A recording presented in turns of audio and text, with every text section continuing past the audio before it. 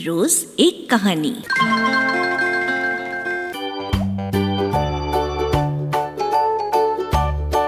Tales of Panchatantra.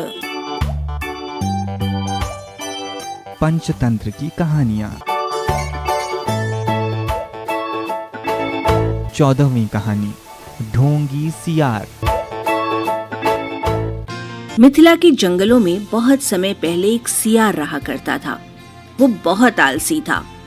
पेट भरने के लिए खरगोशों और चूहों का पीछा करना और उनका शिकार करना उसे बड़ा भारी लगता था। शिकार करने में परिश्रम तो करना ही पड़ता है ना। दिमाग उसका शैतानी था।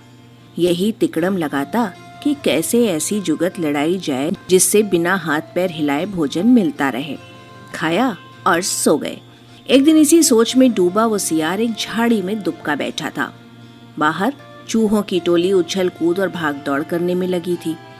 उनमें एक मोटा सा चूहा था जिसे दूसरे चूहे सरदार कहकर बुला रहे थे और उसका आदेश मान रहे थे।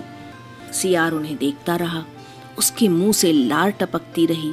फिर उसके दिमाग में एक तरकीब आई। जब चूहे वहां से गए तो उसने दबे पांव उनका पीछा किया। कुछ ही दूर उन चूहों के बिल थे। सियार वापस लौटा। दूसरे दिन प्रातः ही वो उन चूहों के बिल के पास जाकर एक टांग पर खड़ा हो गया। उसका मुंह उगते सूरज की ओर था और आंखें बंद थीं। चूहे बिलों से निकले तो सियार को उस अनोखी मुद्रा में खड़े देखकर वे बहुत चकित हुए। एक चूहे ने जरा सियार के निकट जाकर पूछा, सियार मामा, तुम इस प्रकार एक टांग पर क्यों खड़े हो? सियार एक आंख खोलकर बोला, मूर्ख, तूने मेरे बारे में नहीं सुना कभी? मैं चारों टांगे नीचे टिका दूंगा तो धरती मेरा बोझ नहीं संभाल पाएगी। ये डोल जाएगी, साथ ही तुम सब नष्ट हो जाओगे।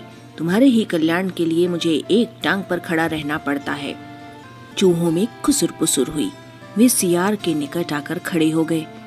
चूहों के सरदार ने कहा, हे महान सियार, हमें अपने बारे में कुछ बताइए। सियार ने ढोंग रचा। मैंने सैकड़ों वर्ष हिमालय पर्वत पर एक टांग पर खड़े होकर तपस्या की है। मेरी तपस्या समाप्त होने पर सभी देवताओं ने मुझ पर फूलों की वर्षा की। भगवान ने प्रकट होकर कहा कि मेरे तप से मेरा भार इतना हो गया है कि मैं चारों पैर धरती पर रखूं तो धरती गिरती हुई ब्रह्मांड को फोड़कर दूसरी ओर निकल जाएगी। धरती मेरी कृपा पर ही टिकी रहेगी। तब से मैं एक टांग पर ही खड़ा हूँ। मैं नहीं चाहता कि मेरे कारण दूसरे जीवों को कष्ट हो। सारे चूहों का समूह महातपस्वी सियार के सामने हाथ जोड़कर खड़ा हो गया। एक चूहे ने पूछा, तपस्वी मामा, आपने अपना मुंह सूरज की ओर क्यों कर रखा है? सियार ने उत्तर दिया, सूर्य की पूजा के लिए। और आपका मुंह क्यों खुला है? दूसरे चूहे ने कहा, हवा खाने के लिए। मैं केवल हवा खाकर जिंदा रहता हूँ। मुझे खाने की जरूरत नहीं पड़ती। मेरे तप का बल हवा को ही पेट में भली भांति के पकवानों में बदल देता है, सियार बोला। उसकी इस बात को सुनकर चूहों पर जबरदस्त प्रभाव पड़ा। अब सियार की ओर से उनका सारा भय जाता रहा। वे उसकी ओर निकट आ गए। अपनी बात का असर चूहों पर होता देखकर मक्कार सियार दिल ही दिल में खूब हंसा। अब चूहे महातपस्वी सियार के भक्त बन गए। सियार एक टांग पर खड़ा रहता और चूहे उसके चारों ओर बैठकर ढोलक, मंजीरे, खड़ताल और चिमटे लेकर उसके भजन गाते। सियार सियारम भजनम भजनम।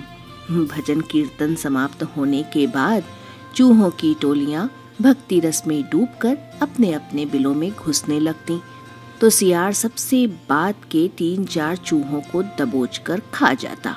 फिर रात भर आराम करता, सोता और टकारे लेता। सुबह होते ही फिर वो चूहों के बिलों के पास आकर एक टांग पर खड़ा हो जाता और अपना नाटक चालू रखता। चूहों की संख्या कम होने लगी। चूहों के सरदार की नजर से ये बात छिपी नहीं रही। एक दिन सरदार ने सियार से पूछ ही लिया, हे महात्मा सियार, मेरी टोली के चूहे मुझे कम होते नजर आ रहे हैं। ऐसा क्यों हो रहा है? सियार ने आशीर्वाद की मुद्रा में हाथ उठाया और बोला, हे चतुर्मूषक, ये तो होना ही था। जो सच्चे मन से मेरी भक्ति करेगा वो सशरीर बैकुंठ को जाएगा। बहुत से चूहे भक्ति का फल पा रहे हैं। चूहों के सरदार ने देखा कि सियार मोटा हो गया है। कहीं उसका पेट ही तो वो बैकुंठ लोक नहीं है जहाँ चूहे जा रहे हैं।